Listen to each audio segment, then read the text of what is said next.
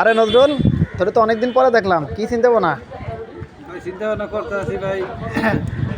আমি তো আবার ওই যে ঘটকের কাজ কাম করি। আচ্ছা আচ্ছা। মাঝে মাঝে আর কি। নতুন তুই বন্ধু মোট কটারে বিয়ে দিছস? আমি এই পর্যন্ত 5টারে বিয়ে দিছি। কিন্তু একটা সংসার টিকে একটা নাই। সংসার আছে? একের পুস্তকটা আছে ভাই, প্রথম মারামারি কিলে লাগছিল, হ্যাঁ। পরে আবার ঠিক হয়ে গেছে। এটা না। কিসের জন্য? কোনো সমস্যা টমস্যা? না না সংসার বিয়া দিছে ঠিক, কিন্তু বউ থাকে না। বউ থাকে হারুনটাও না, সর্বোচ্চ 3 মাস গ্যারান্টি দেয় বিয়া আর দেয়। দেখছো হারুনটাও কি বলতেছে? না না আমারটা মানে দেয় নাই, আমারটা দিলে তো 11 বছর টিকছে আমারটা।